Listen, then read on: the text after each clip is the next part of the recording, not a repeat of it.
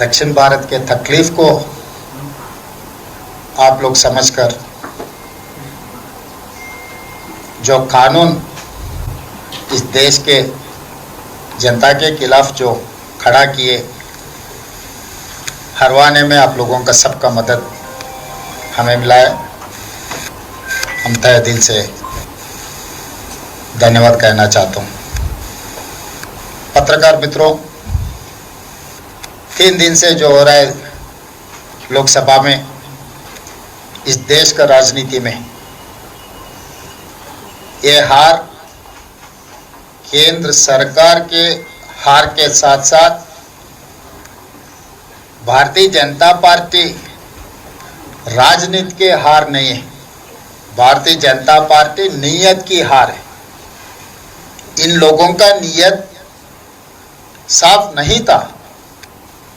पहले से हम लोग कह रहे थे नीयत साफ है तो सब कुछ पास होने के लिए समय है, मगर जो कानून लागू किए सभा में, वुमेन रिजर्वेशन, डिलिमिटेशन, सीट बढ़ाने का, ये दिखने के लिए 3 अलग अलग बिल जैसा दिख रहा है, मगर सीट बढ़ाने के लिए एक मुखौटा बनाया महिला आरक्षण। महिला आरक्षण अगर लागू करना है तो इतने सारे काम का कोई जरूरत नहीं था। जब 23 पर बिल पास हुआ है, उसमें अब कुछ अमेंड करना है तो छोटे अमेंडमेंट से महिला आरक्षण लागू करने का कानून में है, मगर थोड़ा पीछे हम लोग गया। भारतीय जनता पार्टी मोदी जी का जो नियत 2024 लोकसभा चुनाव में हम लोग देखे थे, उनका नारा भी हम लोग सुने, अब की बार 400 पार। किस लिए ये नारा दिया हुआ है मोदी जी ने? कि संविधान बदलने के लिए इस देश में जो कांग्रेस दिया हुआ डॉक्टर बाबा साहेब अंबेडकर जी ने दलित, आदिवासी, पिछड़े लोगों को जो आरक्षण दिया हुआ है, आरक्षण हटाने का साजिश चल रहे थे। इसीलिए चुनाव में जीतने के लिए, सरकार बनाने के लिए 400 का कोई जरूरत नहीं था, मगर उनका नियत है संविधान बदलने का, आरक्षण हटाने का। इसीलिए 400 सीट जीतने के लिए जो कोशिश किए, देश का जनता जागृत होकर, विपक्ष के दल इकट्ठा होकर उस दिन मोदी जी को 400 नहीं दिए, 240 दिए, तो एनडीए पक्ष को साथ लेकर सरकार बनाया। उनको ये पता हो गया कि इस देश के जनता जागृत हो गए, आगे कभी भी 2/3 मेजॉरिटी भारतीय जनता पार्टी को मिलना मुश्किल हो गए। इसीलिए वो संविधान हटाने के लिए, संविधान बदलने के लिए, आरक्षण हटाना है तो 2/3 मेजॉरिटी का जरूरत थे उनको, आज भी जरूरत है। इसीलिए सीट बढ़ाने का बहाना लेकर 850 तक सीट बढ़ाए तो बड़े राज्यों में जहां जहां पर भारतीय जनता पार्टी का पकड़ है, जहां पर भारतीय जनता पार्टी का सरकार राज्यों में है, उसी राज्यों में, बड़ा राज्यों में उनको जितने सीटों का जरूरत है वो सीट पूरा वहीं पर मिल जाएंगे।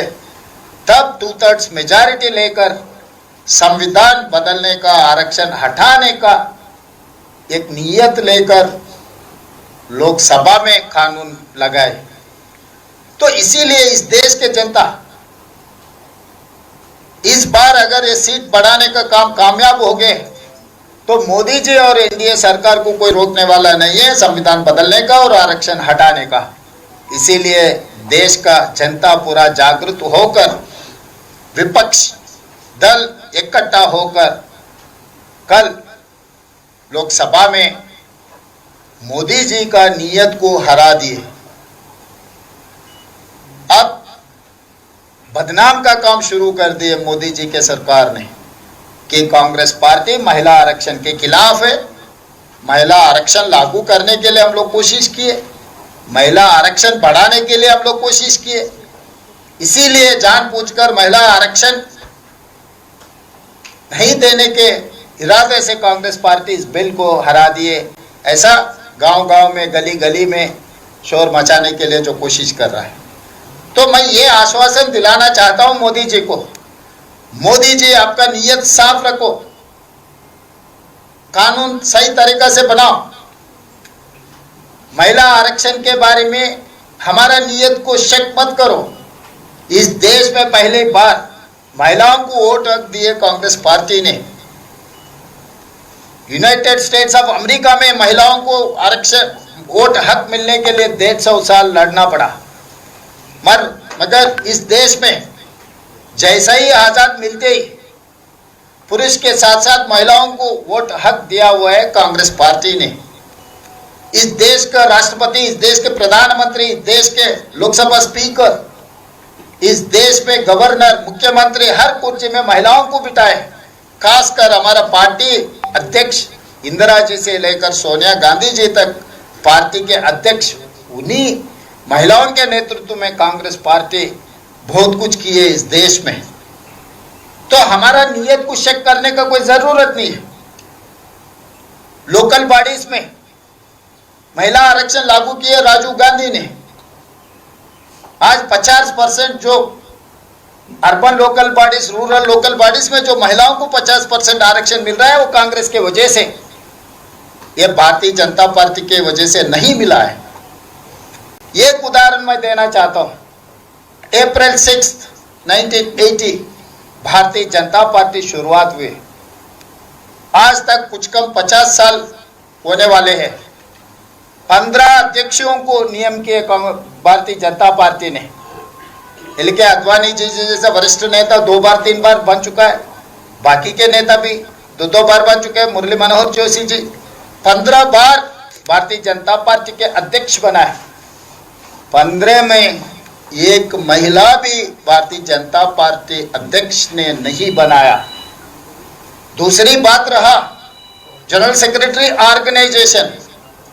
इतने सालों में एक महिला भी जनरल सेक्रेटरी ऑर्गेनाइजेशन नहीं बनी भारतीय जनता पार्टी का। आपका नियत ही महिलाओं के खिलाफ है। आज कांग्रेस पार्टी को बदनाम करने के लिए कोशिश मत करो। पूरा देश के जनता, 140 करोड़ जनता ने देख चुका है आपका राजनीति क्या है, आपका नियत क्या है। आपके नियत को कल सब मिलकर हरा दिए। आगे कांग्रेस पार्टी को, इंडिया अलायंस को बदनाम करने के लिए कोशिश मत करो।